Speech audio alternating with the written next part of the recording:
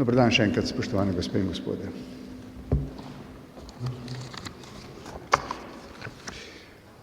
Spoštovane državljanke in državljani, danes sem na podlagi Ustave Republike Slovenije in Zakona o volitvah v Državni zbor podpisal odlok o razpisu rednih volitev v Državni zbor. Odlok bo objavljen v Uradnem listu Republike Slovenije danes, 9. februarja 2022. V skladu z njim se za dan razpisa rednih volitev, s katerimi začnejo teči roki za volilna opravila, šteje ponedeljek, 14. februar letos.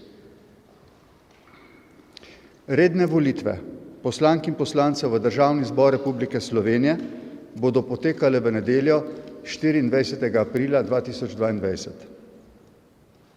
V zvezi z datumom volitev čutim dolžnost javnosti pojasniti razloge za njegovo izbiro.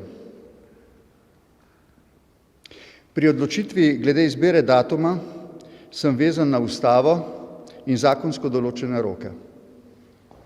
Skladno s predpisi se redne volitve opravijo najprej 2 meseca pred potekom 4 let od prve seje prejšnjega državnega zbora in najkasneje 15 dni pred tem. V skladu s tem je prvi možni datum za izvedbo letošnjih rednih volitev v nedeljo, 24. aprila. Zadnji možni datum pa bi bil v nedeljo, 5. junija. Po presoji vseh okoliščin in po ločenih posvetih s poslanskimi skupinami sem se za dan volitev odločil izbrati prvi možni datum, 24. april 2022. Prepričan sem, da je v sedanjih političnih razmerah izbira prvega možnega datuma volitev najprimernejša. V zadnjih 2 letih je bilo slišati številne pozive po predčasnih volitvah, o čemer bi lahko odločila vlada ali državni zbor. Vendar nista in volitve bodo redne. Za dan volitev pa je izbran prvi možni datum med vsemi. Med drugim to omogoča oblikovanje vlade še pred parlamentarnimi počitnicami. Danes je tretjič, ko v svojih 2 mandatih kot predsednik republike podpisujem odlok o razpisu volitev v Državni zbor. 2-krat, leta 2014 in 2018, so bile volitve predčasne. Letos pa bodo volitve redne. Poleg presoje političnih okoliščin je letos izjemoma velikega pomena presoja zdravstvenih razmer. Glede tega sem upošteval naslednja dejstva. V državi ta čas ni razglašena epidemija. Ukrepi za zajezitev okužb se ne zaostrujejo, temveč se rahljajo. Volitve so bile razmeram primerno v času pandemije izvedene v številnih evropskih državah, nenazadnje predčasne parlamentarne volitve samo nekaj časa nazaj na Portugalskem. Pri nas smo lansko leto uspešno izvedli referendum. Pri odločanju glede datuma volitev sem glede na politične in zdravstvene razmere lani jeseni ocenil, da je za vse in vsakogar pomembno in najbolje, če javnost čim prej seznanim svojo namero glede tega.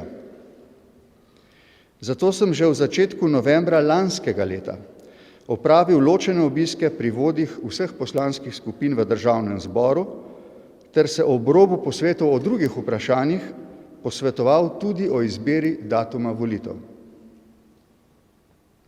Izkazalo se je, da so, razen ene poslanske skupine, vse ostale načelno soglašale z mojo namero, da za datum volitev izberem prvi možni datum, torej 24.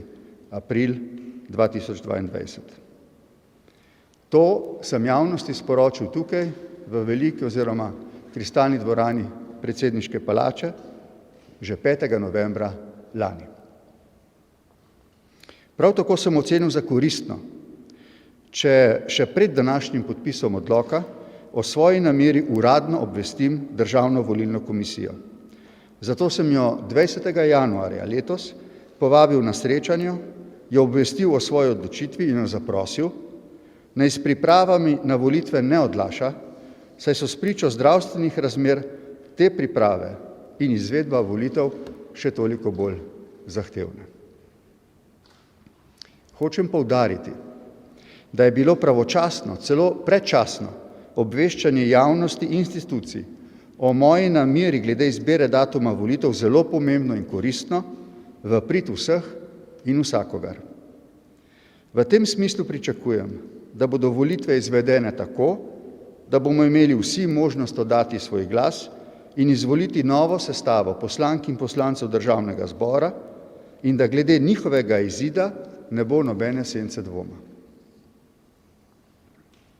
Spoštovane državljanke in državljani, v tem okviru, v okviru jasnosti in predvidljivosti, danes napovedujem moje ravnanje, ki mi ga po volitvah pri sklicu konstitutivne seje Državnega zbora in oblikovanju vlade nalagajo ustavne in zakonske pristojnosti.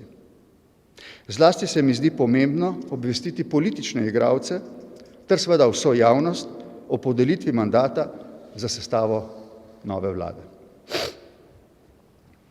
Mandat za sestavo vlade bom po posvetih z vodji poslanskih skupin, kot to določa 111. člen Ustave Republike Slovenije, podelil tisti kandidatki ali kandidatu za predsednico ali predsednika vlade, ki bo med poslankami in poslanci užival potrebno, torej absolutno podporo, 46 glasov ali več. Vodje poslanskih skupin bom prosil, da mi to podporo izkažejo s podpisi poslank in poslancev. Zavedam se, da to ni predpisana norma. Toda zlasti izkušnje po volitvah predsednika vlade leta 2018 in 2020 napotujejo k običaju, da se potrebna podpora izkaže predsedniku republike s podpisi poslank in poslancev. To se je izkazalo za zelo koristno in verodostojno, ko so februarja 2020 predlagatelji izkazali potrebno podporo za kandidaturo sedanjega predsednika vlade z zadostnim številom podpisov poslank in poslancev.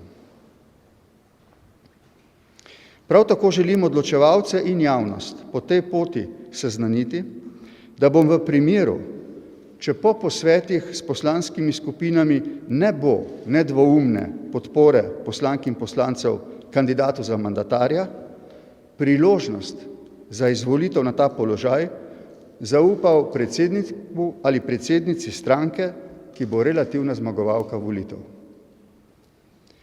Glede vprašanja relativnega zmagovalca volitev je potrebno pred volitvami jasno odgovoriti na vprašanje, ali naj koalicija strank, ki bodo na volitvah nastopile samostojno, pri odločitvi glede podelitve mandata za sestavo vlade razumem kot seštevek poslanskih mandatov vseh teh strank, ki jo sestavljajo, ali ne.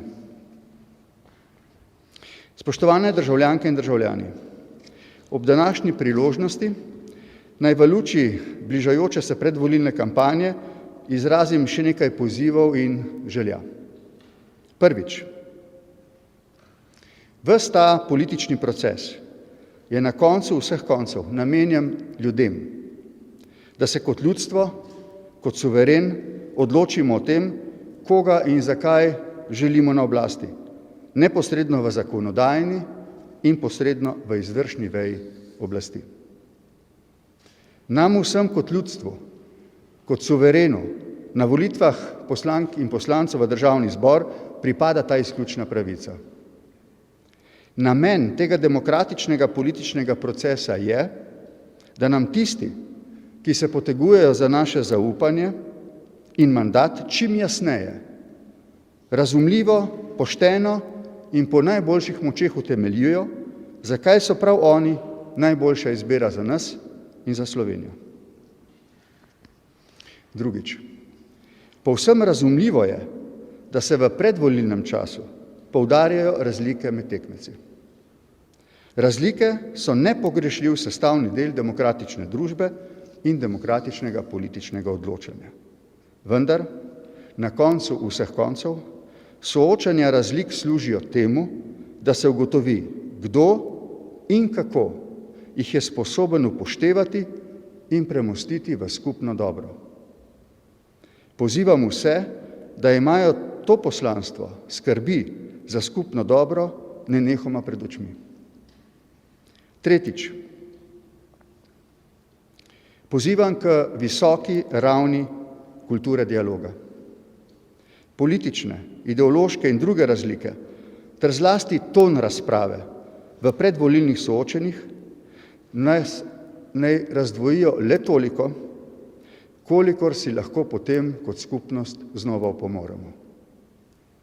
Vse, kar bi bilo nad to sposobnostjo obnovitve politične, narodne in čisto človeške skupnosti, bi v osnovi spodkopalo načrte za našo skupno uspešno prihodnost. Tako, kot bo nekdo zmagal, tako bo vladal. Ne bo mogoče zmagati z razdvajanjem, potem pa vladati s pozivanjem k sodelovanju in enotnosti. In ne nazadnje. Zelo pomembno je, da se ljudje lahko odločimo, komu naj zaupamo mandat tudi na osnovi načrtov za prihodnost. To se mi zdi zdaj zelo pogrešamo. Predvolilna soočenja naj ne bodo zožena zgolj na vprašanja, kdo bo sodeloval s kom ali proti komu. To je tudi zelo dragocen čas za razpravo o vizijah in stvarnih načrtih naše domovine za njeno prihodnost. Redko kdaj, tako kot letos, zaradi prelomov v razvojnih paradigmah in spremenjenih globalnih okoliščinah, potrebujemo verodostojno programsko in vsebinsko razpravo. Od načrtov za nadgradnjo javnega zdravstvenega sistema, preko gospodarskega okrevanja in socialne povezanosti po pandemiji, do uveljavitve vladavine prava in nenazadnje naše evropske in zunanje politike. Spoštovane državljanke in državljani, želim si, da bi se nas čim več udeležilo skorajšnjih parlamentarnih volitev. Vsak bo glasoval po svoji vesti in tako kot meni, da je prav zanj in za skupnost. Prihodnost naše skupnosti se je znašla pred številnimi problemi, toda tudi pred številnimi priložnostmi za boljše in bolj pravične rešitve. Želim si, da bi v naslednjih mesecih spoštljiva in vsebinsko bogata razprava ljudem ponujala oprijemljivo upanje in optimizem glede naše prihodnosti in prihodnosti vseh naših otrok. Hvala za vašo pozornost in vse dobro.